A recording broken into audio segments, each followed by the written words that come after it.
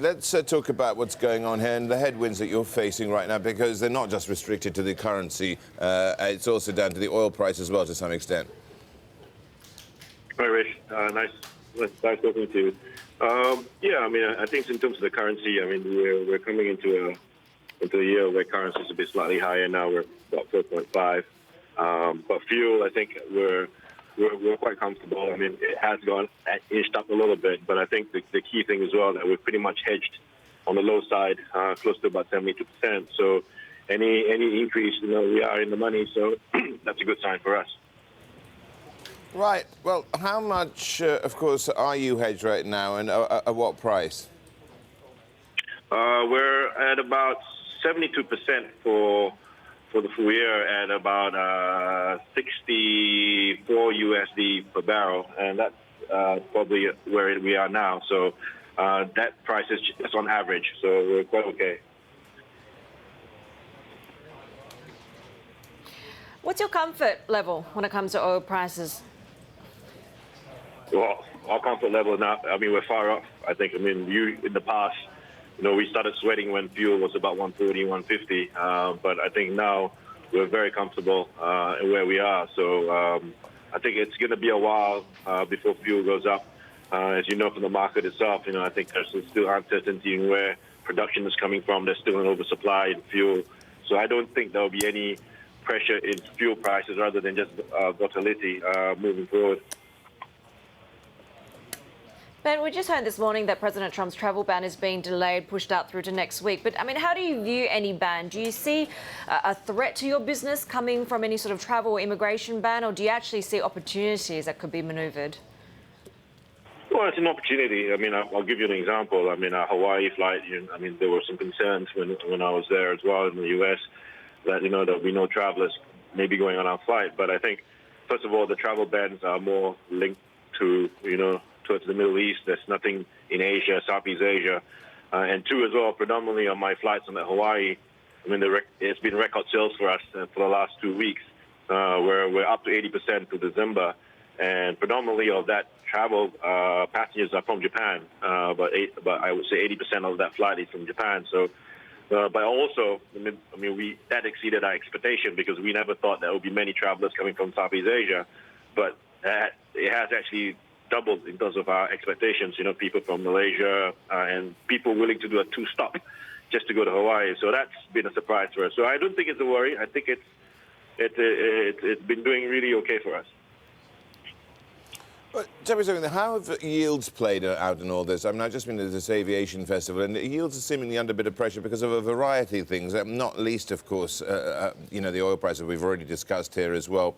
And how are you driving to change that? I mean, yields has been, we spoke last time, for the last 3 quarters, or 4 quarters actually, the yields have been inching up. But I think the yields, as you see in this one, it's really just a slight decline, but that's more self-inflicted because we did put a lot of capacity into fourth quarter. We're looking at about 44% capacity.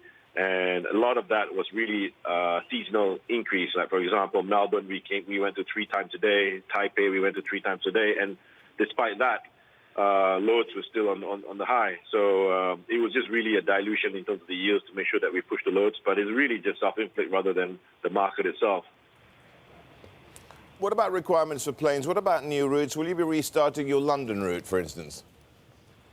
Yeah, I mean, London is something I think is something is close to Tony's heart. I mean, we're doing some analysis in that. I mean, of course, on current configurations of our aircraft, we can't go direct, so we may have to look at a third-party aircraft, whether it's available. But the key thing as well, it's about finding the right aircraft and finding the right yields. I think you know well as well that London is a very high competitive route.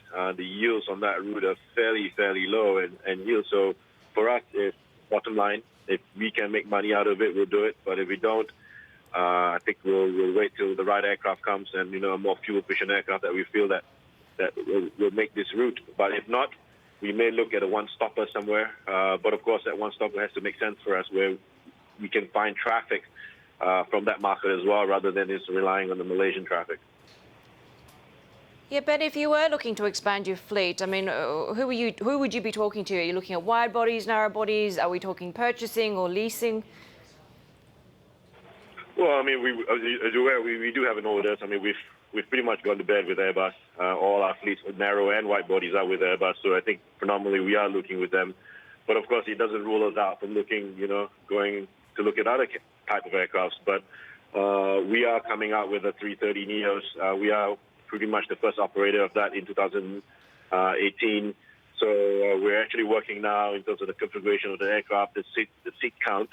And that can take us to London. So, but of course, it's still a year. It's 2 years away. So we know it's a bit of a patient. But I think if we can get something in between, why not?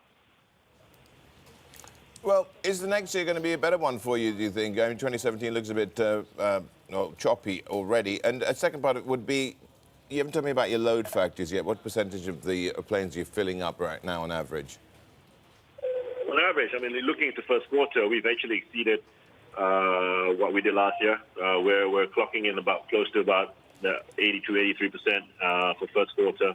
Of course, that is driven because of Chinese New Year and a lot of summer holidays down in this region. So, but of course, the yields as well has moved up. So it's been quite good actually. Second quarter, we're still ahead of where we were last year, but I think it gets a bit quieter in the second quarter, so we just have to make sure that we fill up that planes.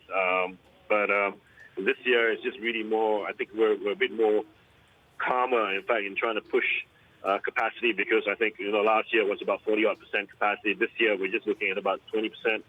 So I think for me, it's just to make sure that we inch up our load factors for this year.